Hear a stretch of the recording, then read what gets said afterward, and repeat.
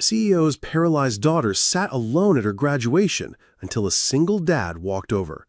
Before we continue, tell us, where in the world are you tuning in from? We love seeing how far our stories travel. The grand auditorium of Riverside University buzzed with excitement as hundreds of graduates filed across the stage. Families cheered, cameras clicked, and the air was thick with celebration and achievement. But in a quiet corner near the large window, 22-year-old Alexandra Sinclair sat motionless in her wheelchair, her graduation cap slightly askew, her hands folded tightly in her lap. Her long blonde hair fell like a curtain around her face as she stared out the window with vacant eyes. While joy erupted around her, Alexandra seemed trapped in her own world of silence. "Dad, why is that lady sitting all by herself?" 8-year-old Tommy tugged on his father's work-worn hand, his untamed brown hair sticking up in every direction as he pointed toward the isolated graduate. Marcus wiped his palms on his faded jeans and followed his son's gaze. The young woman looked so alone it made his chest ache. Her graduation program was crumpled in her lap as if she'd been gripping it too tightly.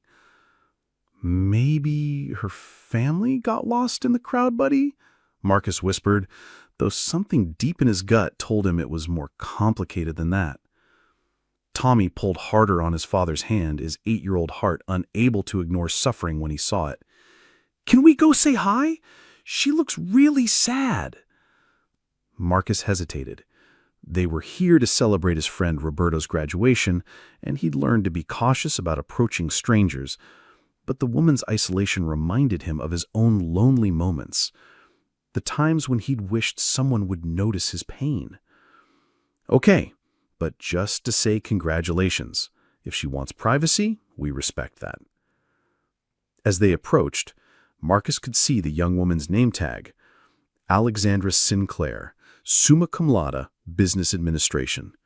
Her green eyes were rimmed with unshed tears, and he could tell she'd been crying. Tommy, with the fearless compassion that only children possess, broke the silence first. "Hi, I'm Tommy, and this is my dad, Marcus. We saw you sitting alone and wanted to say congratulations on your graduation." Alexandra looked up, startled. For a moment, she seemed uncertain how to respond, as if kindness from strangers was unfamiliar territory. "Thank you," she said quietly, her voice barely audible above the lobby chatter. Marcus knelt down to Tommy's level, then looked up at Alexandra. "I hope we're not intruding. My son has a gift for noticing when people might need a friend." Something shifted in Alexandra's expression. Surprise mixed with cautious hope. "No, it's fine. Thank you for stopping."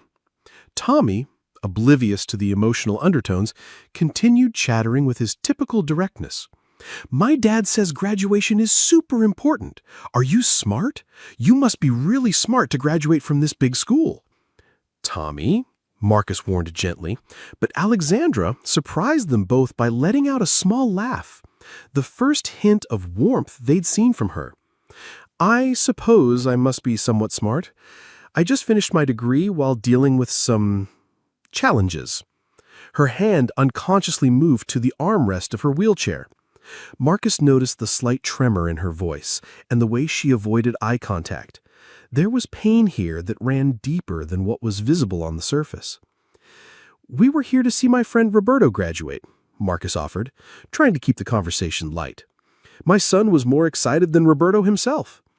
"It's my first time at a graduation," Tommy announced proudly. "My dad says when I grow up, I can come to school here too. Do you think they'll remember me?" Alexandra's expression softened as she looked at Tommy's eager face. "I think anyone who meets you would remember you," and Marcus caught a glimpse of genuine warmth beneath her guarded exterior. They stood in comfortable silence for a moment, watching the celebration around them. Marcus couldn't help but notice that no one had approached Alexandra during their conversation. No family members looking for her, no friends stopping by for photos. "Are you waiting for someone?" Tommy asked with characteristic directness. Alexandra's composure faltered slightly. "No, my father is at a conference overseas. He couldn't make it." The words hung in the air, and Marcus felt a familiar ache in his chest. the loneliness of celebrating life's moments without the people who matter most. As a single father, he knew that feeling intimately. There had been countless school events, bedtime stories, and scraped-knee moments where he'd wished Tommy had more than just him, where he'd wished Clara could be there to share the load, to witness their son's growth. But seeing Alexandra's isolation made him realize something profound. At least he and Tommy had each other.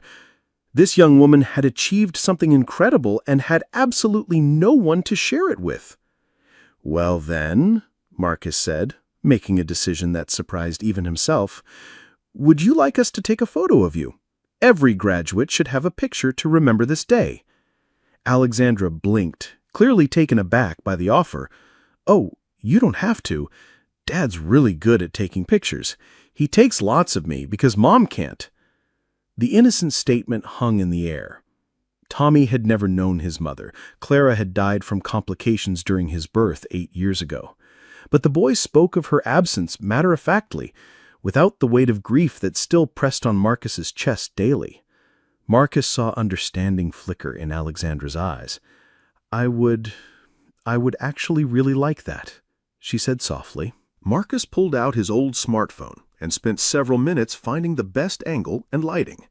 Alexandra straightened in her wheelchair, adjusting her graduation cap and managing a genuine smile for the first time since they'd approached her. After taking several photos, Marcus showed her the results. "These turned out great. Would you like me to send them to you somehow?"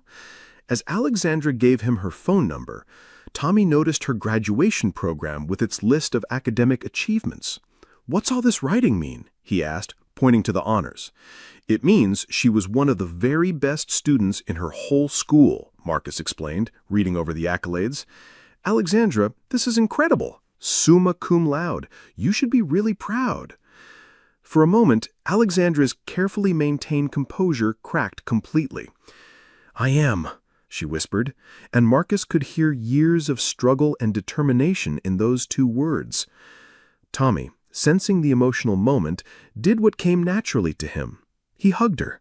Without asking permission or considering social boundaries, he wrapped his small arms around her shoulders. "You're really cool," he announced matter-of-factly, "and you're really brave, too." Alexandra closed her eyes and returned the hug, and Marcus saw tears finally spill over.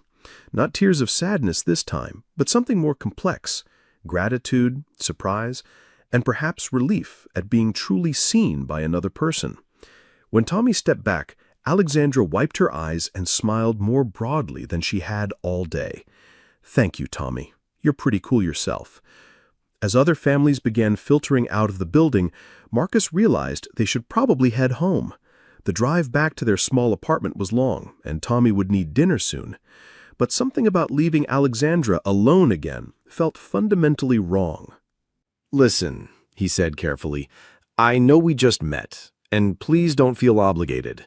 But would you like to get some ice cream? There's a place not far from here." Alexandra hesitated, and Marcus could see her internal debate. He recognized the look of someone who had grown accustomed to isolation, who found it safer to stay guarded than risk disappointment. "Please," Tommy added, his eyes bright with hope.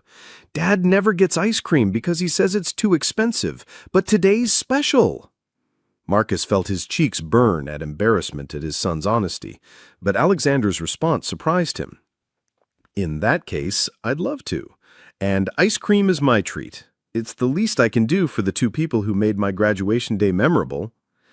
Have you ever noticed how the smallest acts of kindness can completely change someone's day?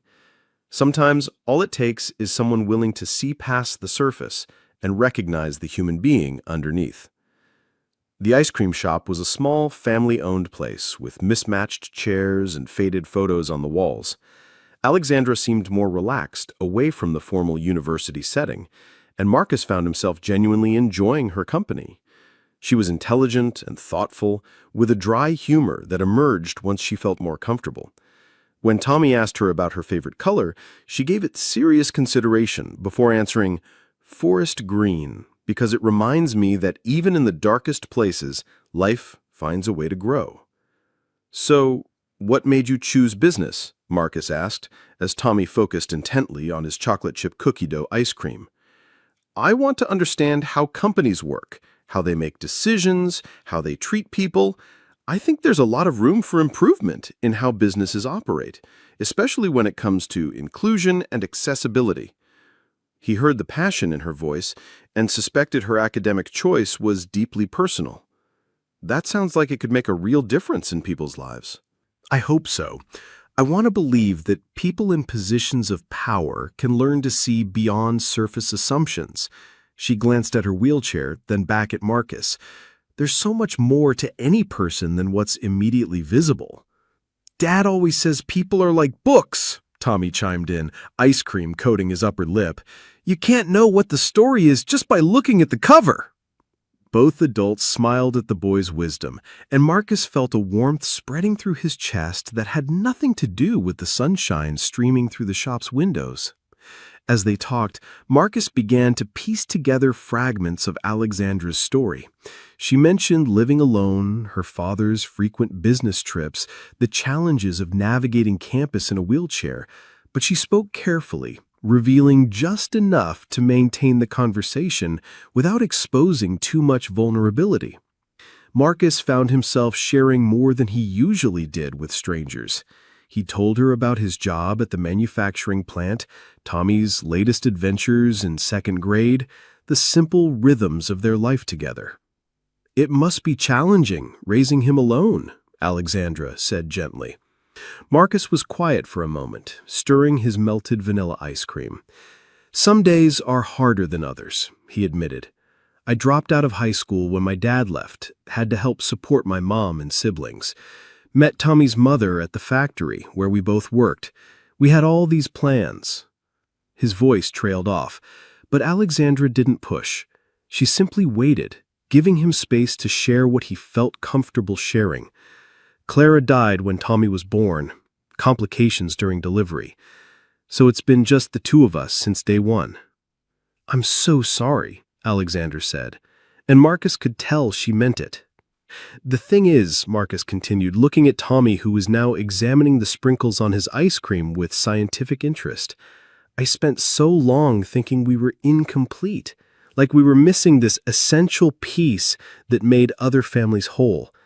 He paused, then looked directly at Alexandra. "But watching him today, seeing how naturally he reaches out to people, how much joy he finds in celebrating others, I'm starting to think maybe we've been whole all along." They spent over an hour at the ice cream shop, and Marcus couldn't remember the last time he'd felt so at ease talking with another adult. Alexandra had a way of listening that made him feel heard, not judged.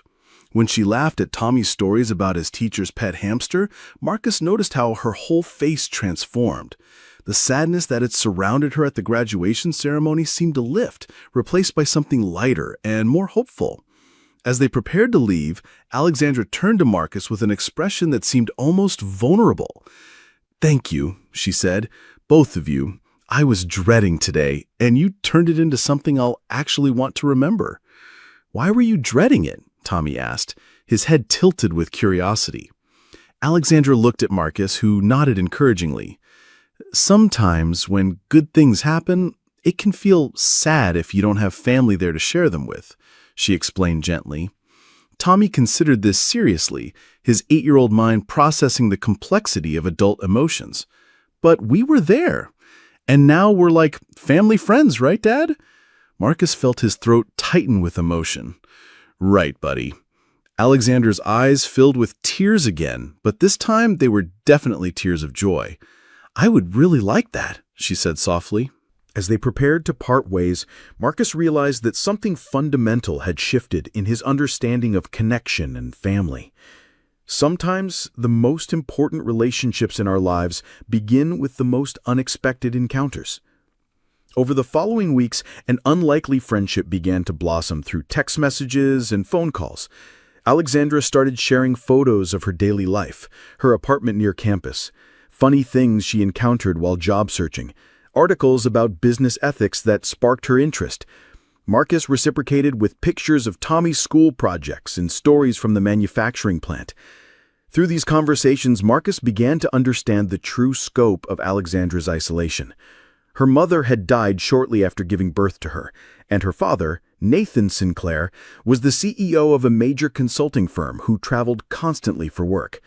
Alexandra had been raised by a succession of nannies and housekeepers, attending elite private schools where her wheelchair made her stand out in ways she never wanted.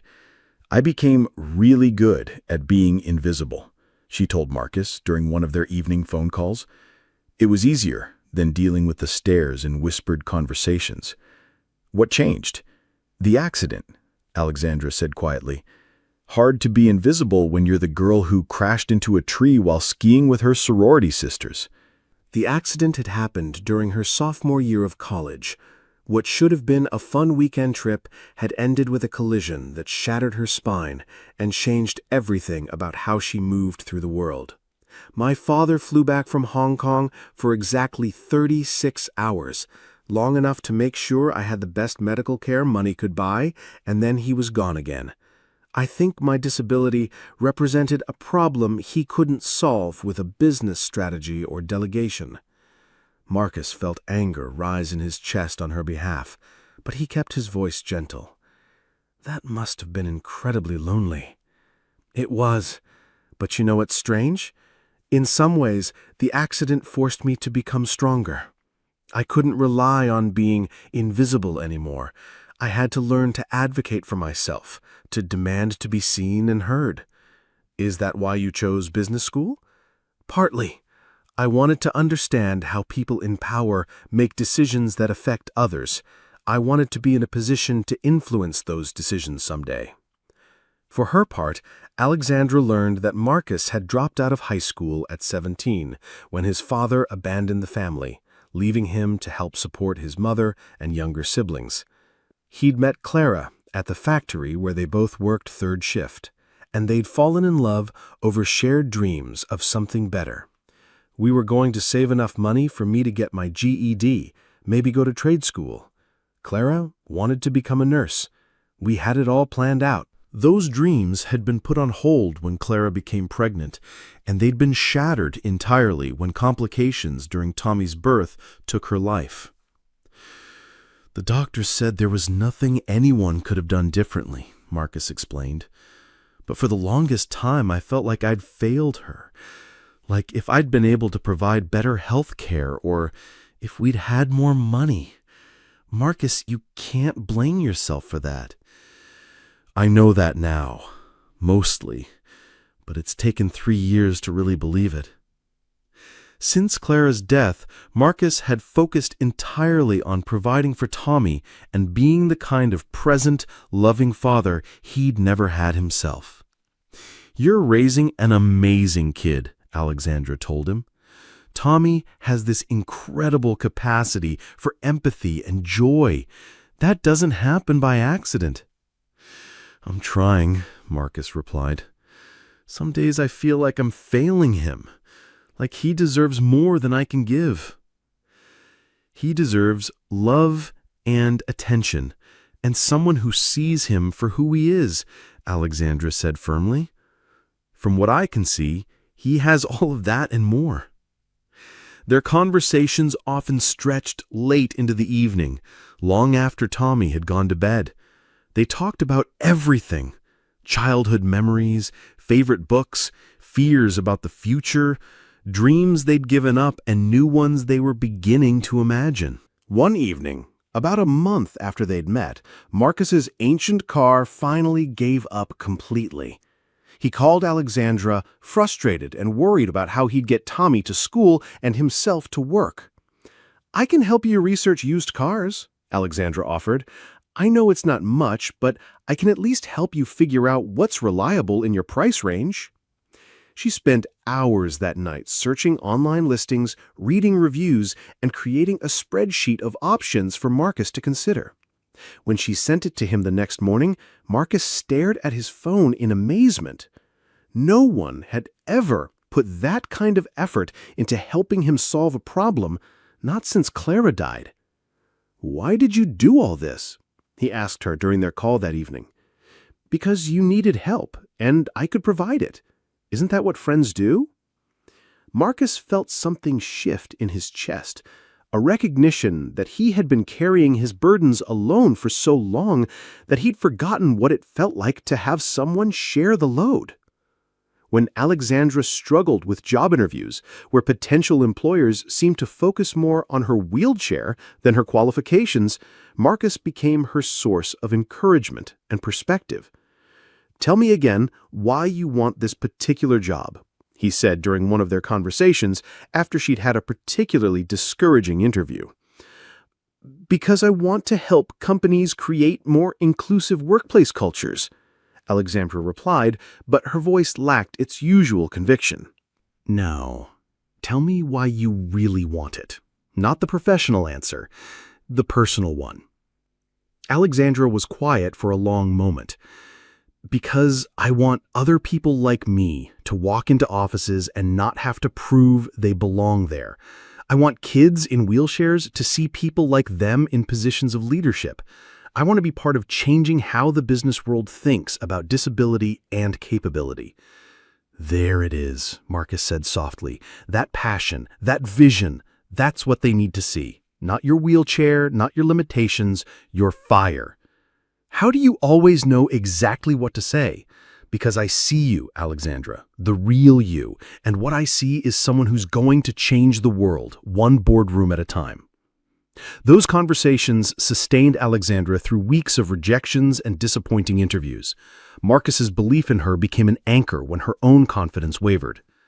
Tommy, meanwhile, had adopted Alexandra as an honorary family member without any of the adults' complications or hesitations. He drew her pictures, insisted on video calls to show her his latest Lego creations, and frequently asked when they could see her again. It was Tommy who suggested that Alexandra join them for his school's father-son picnic when she mentioned feeling particularly lonely on a difficult weekend. "She can be like my aunt," Tommy announced during breakfast one Saturday morning.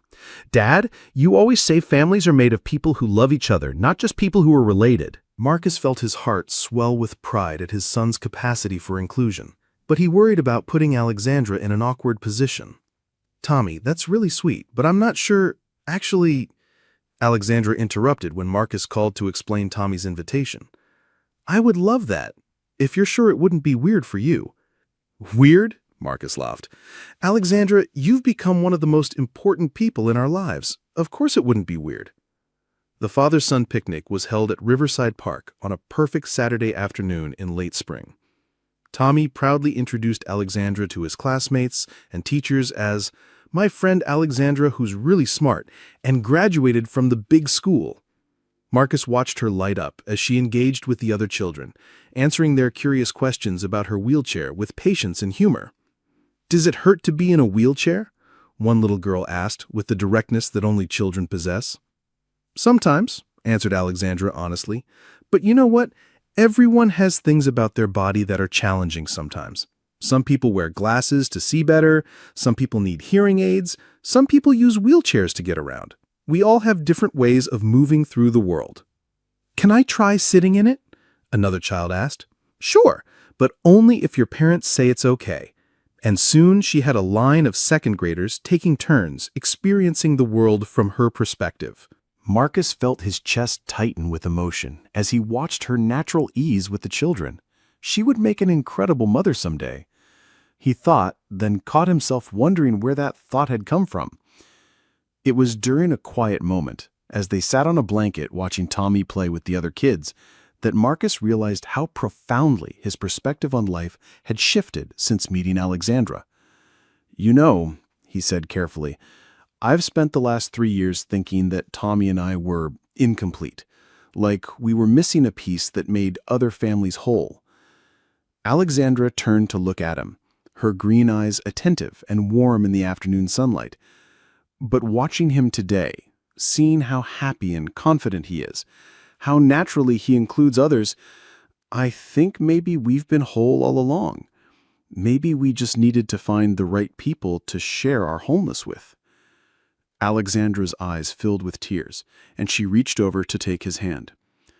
"Marcus, I've spent most of my life feeling like I was too much trouble for people to deal with, too complicated, too different. But you and Tommy, You've never made me feel like I was anything other than exactly who I'm supposed to be." They sat in comfortable silence, watching Tommy demonstrate his cartwheel technique to a group of impressed classmates. The sun was warm on their faces, and Marcus felt a peace he hadn't experienced in years. "What if," he said eventually, "we stopped thinking about what our families are missing and started focusing on what we could build together?" Alexandra squeezed his hand tighter.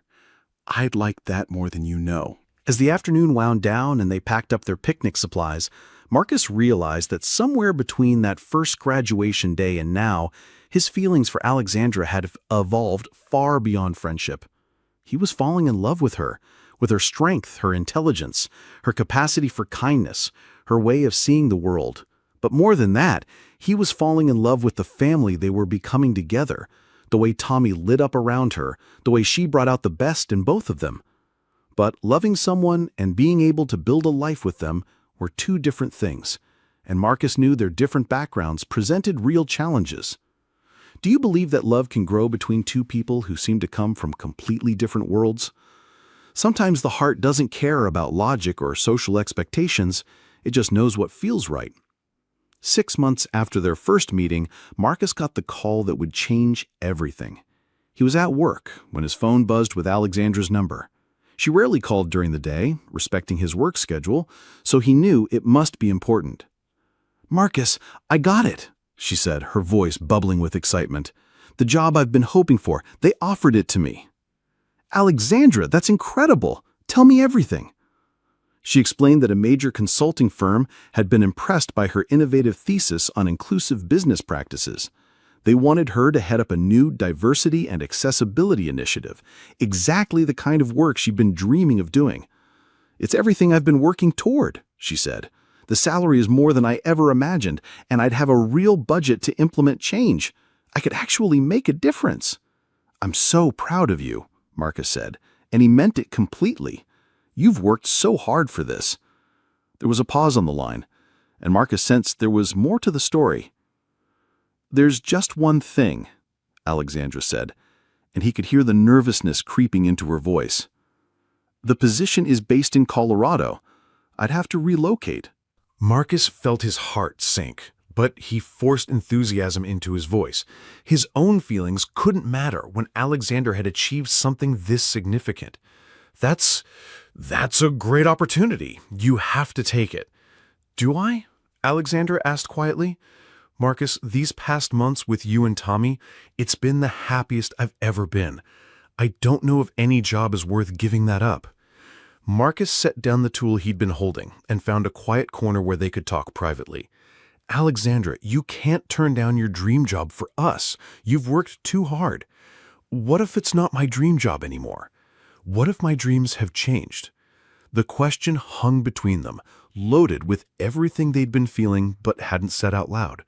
"What are you saying?" Marcus asked, hardly daring to hope. "I'm saying I love you, Marcus, both of you. And if there's any chance of building something real together, I'd rather take that risk than move across the country for a job that might just leave me successful and alone." The conversation that followed was one of the most honest either of them had ever had. They talked about their feelings, their fears, and their hopes for the future. Marcus admitted that he had fallen in love with her somewhere between that first graduation day and now, but had been afraid to say anything because of their different backgrounds and circumstances. "I'm a high school dropout who works in a factory. You're brilliant and educated and destined for amazing things. I didn't think I had any right to ask you to consider a life with someone like me." "Someone like you?" Alexandra's voice was incredulous. "Marcus, you're one of the most intelligent, caring, principled people I've ever met. You've raised an incredible child while working multiple jobs and dealing with grief most people can't imagine. You've shown me what it means to be truly valued and accepted. Don't you dare diminish yourself." "But the money, the lifestyle differences. Money doesn't buy the kind of happiness I found with you and Tommy," Alexander said firmly. "I've had money my whole life, and I've never been as content as I am sitting in your tiny kitchen helping Tommy with homework while you cook dinner." Marcus felt tears he didn't know he'd been holding back start to fall. I love you too, he said, more than I thought I could love anyone again. But I can't ask you to give up everything you've worked for. You're not asking, I'm choosing. I'm choosing us. What about the job? Alexandra was quiet for a moment, and Marcus could practically hear her thinking. What if I countered their offer, asked if I could work remotely with quarterly travel to Colorado? The work I want to do, changing corporate culture around inclusion, that's something I could do from anywhere. And maybe I'd be more effective doing it from a place where I have the support and love I need to do my best work. That evening, Marcus sat Tommy down for one of the most important conversations of both their lives.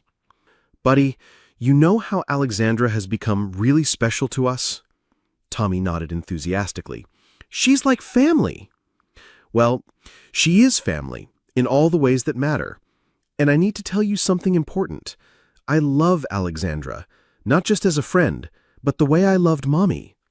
Tommy considered this seriously, his 8-year-old mind processing this new information.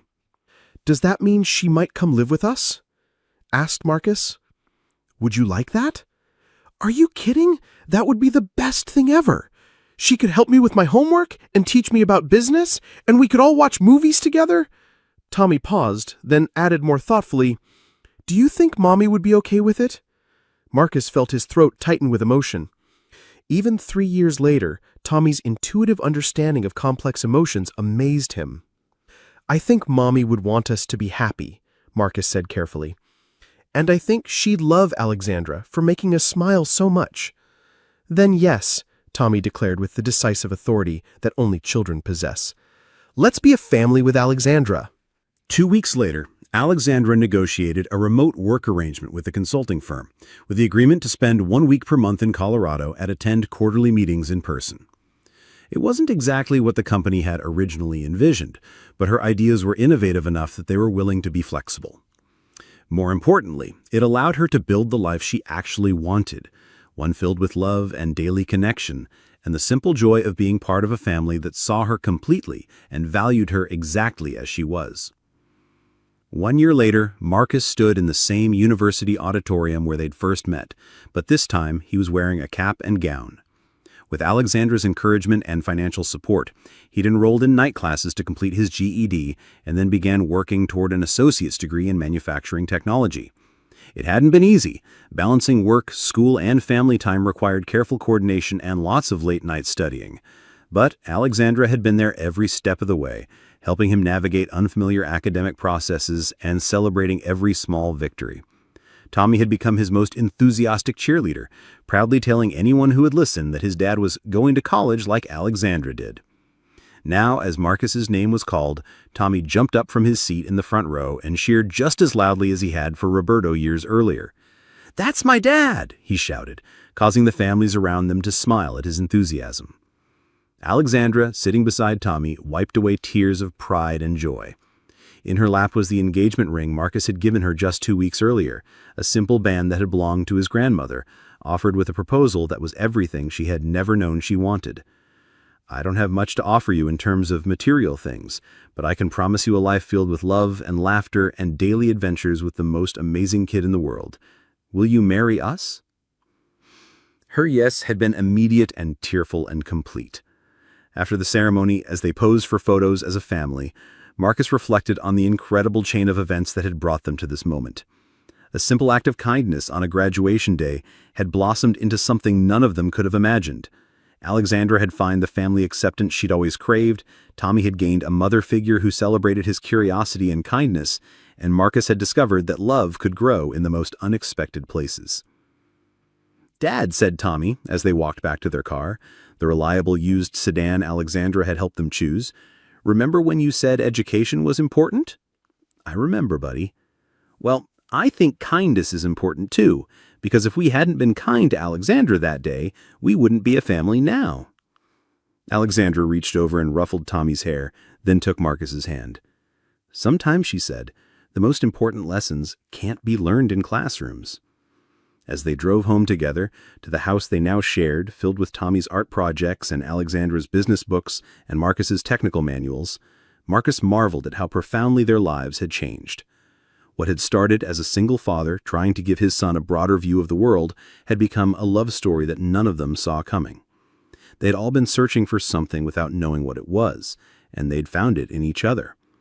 Their story had begun with a lonely young woman sitting alone at her graduation, but it had evolved into something much more beautiful, a testament to the power of compassion, the importance of showing up for each other, and the truth that the most extraordinary chapters of our lives often begin with the simplest acts of human kindness. Sometimes what looks like an ending, a graduation, a milestone, a moment of solitude, is actually just the beginning of something wonderful. And sometimes the family you choose is even more precious than the one you're born into, because it's built not on obligation or blood, but on the daily decision to love and support each other through all of life's challenges and celebrations. Marcus had thought he was just teaching his son about kindness that day at the graduation ceremony. He had no idea he was actually writing the first chapter of the rest of their lives. If this story touched your heart, you're not alone. Thousands of people have found love and family in the most unexpected places, simply because someone chose kindness over indifference. Have you ever experienced a moment where a stranger's compassion changed your life? Share your story in the comments below. Your experience might be exactly what someone else needs to hear today. And if you believe in the power of human connection to transform lives, make sure to subscribe for more stories that celebrate the extraordinary moments hidden in ordinary days. Because the truth is, we're all just walking each other home, and sometimes the most beautiful journey begins with simply choosing to see each other.